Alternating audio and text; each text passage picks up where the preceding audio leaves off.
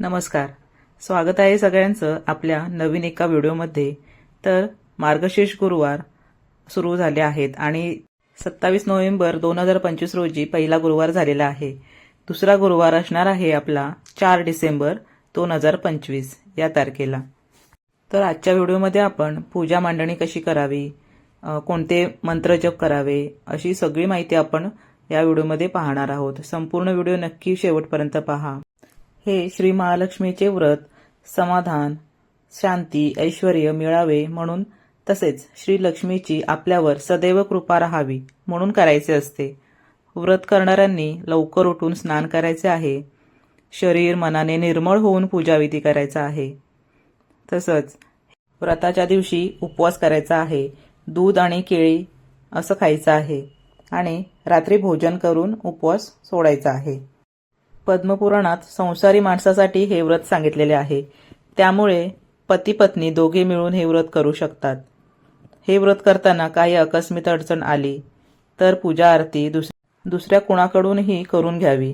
उपवास मात्र आपण स्वतः करायचा आहे. देवीची स्थापना करत असताना तिचे तोंड पूर्वेकडे किंवा उत्तरेकडे असेल असे आपण मांडून घ्यायचे आहे.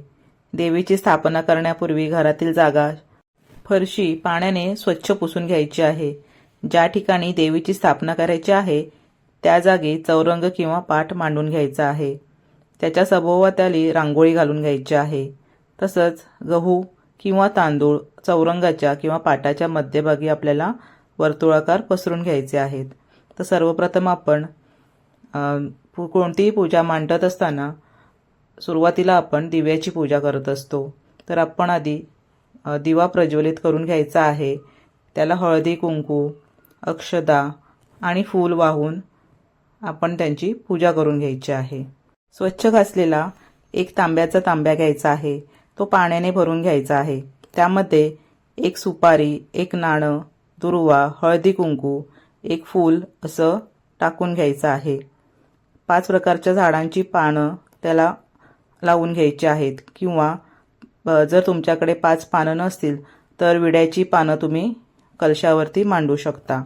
आंब्याची 5 पानांची डहाळी ठेवायची आहे. त्यानंतर नारळाची शेंडी वर राहील अशा प्रकारे एक नारळ ठेवून घ्यायचा आहे. कलशाला हळद व कुंकूची बोटे लावून घ्यायची आहेत. पूजा करत असताना ओम श्री लक्ष्मी देवे नमः, ओम ह्रीं श्री लक्ष्मीभ्यो नमः असे मंत्र बोलायचे आहेत. मंत्र जप करत आपण पूजा मांडणी करायची आहे. तुम्ही आता बघू शकता इथे आपण विड्याची पानं घेतलेली आहेत आणि ती आपण अशा पद्धतीने मांडून घेतलेली आहेत. त्याच्यावर आपण आता गणेशांची आणि श्री लक्ष्मीची जी मूर्ती आहे आपल्याकडे त्याची स्थापना करून घेणार आहोत. त्यासाठी आपण अक्षता विड्याच्या पानावर ठेवले आहेत. हळदी कुंकू पण वाहून घ्यायचं आहे तिथे आणि त्याच्यानंतर आपण ती मूर्ती तिथे ठेवणार आहोत. मूर्तीला हळद कुंकू लावून घ्यायचं आहे. तसंच हळदी कुंकू लावल्यानंतर गणेशांना आपण दुर्वा फूल वाहून घ्यायचं आहे. त्यानंतर लक्ष्मी देवींची पण तशीच पूजा करून घ्यायची आहे. जर मूर्ती अवेलेबल नसतील तर तुम्ही विड्याच्या पानावरती अक्षदा ठेवून त्याच्यावरती सुपारी मांडून सुद्धा हळदी कुंकू वाहून पूजा करू शकता.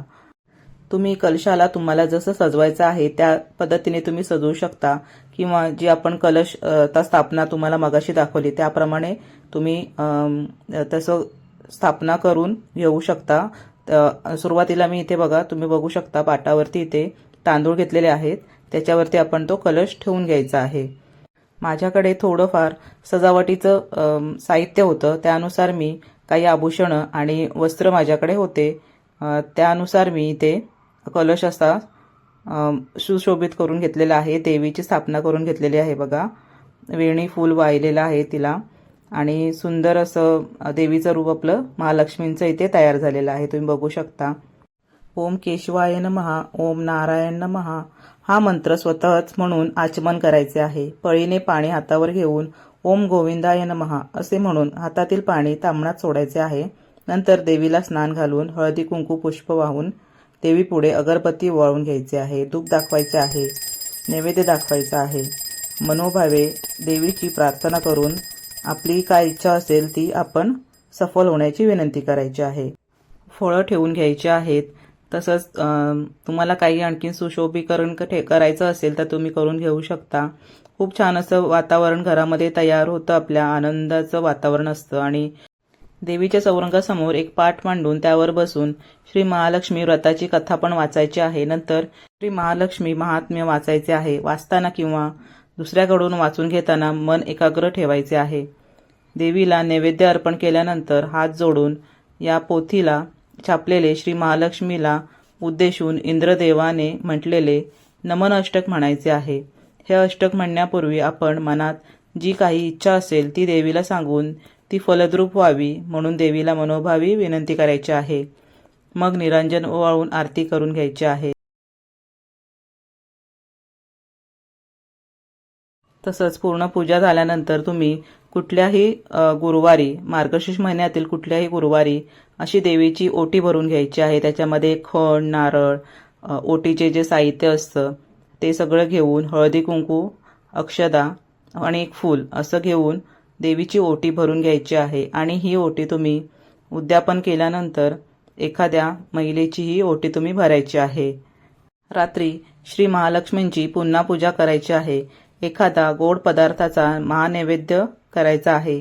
गाईला देण्यासाठी सुद्धा एका पानावरती गोग्रास काढून तो घास गाईला खायला घालायचा आहे. नंतर सहकुटुंब सर्वांनी भोजन पण करायचे आहे. उद्यापनाच्या दिवशी 5 किंवा 7 सुवासिनी घरी बोलावून त्यांना हळदी कुंकू द्यायचं आहे. एक महालक्ष्मी व्रताची प्रत द्यायची आहे, एक फळ द्यायचं आहे आणि त्यांना लक्ष्मी स्वरूप मानून त्यांची पूजा अर्चना करायची आहे. त्यांना गोडाचं काहीतरी खाऊ द्यायचं आहे आणि त्यांना नमस्कार करायचा आहे.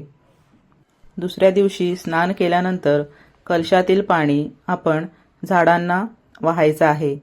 देवीची स्थापना केलेल्या जागी 3 वेळा हळदी कुंकू वाहून नमस्कार करायचा आहे. तसंच कलशामध्ये थोडंसं पाणी उरवून ते पाणी आपण पूर्ण घरामध्ये शिंपडून घ्यायचं आहे.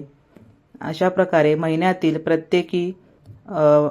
प्रत्येक गुरुवारी आपण ही पूजा करायची आहे. मार्गशीर्ष महिन्यातील पहिल्या गुरुवारपासून येणाऱ्या सर्व गुरुवारी हे व्रत करायचे आहे. न चुकता दरवर्षी हे व्रत केल्यास घरामध्ये सुखसमृद्धी, आनंद येतो आणि घरावर देवीचा वरदहस्त राहत असतो. तर तुम्हाला मी केलेली आजची ही गुरुवारची महालक्ष्मींची पूजा कशी वाटली ते मला नक्की कमेंट बॉक्समध्ये सांगा. आणि चॅनलवरती नवीन असल्यास सबस्क्राईब करायला विसरू नका आणि बेल आयकॉनचे बटन नक्की दाबा. त्यामुळे तुम्हाला या चॅनलवरती येणारे नवीन व्हिडिओचे नोटिफिकेशन मिळत जाणार आहे. तर हा व्हिडिओ संपूर्ण पाहण्यासाठी सगळ्यांचे धन्यवाद.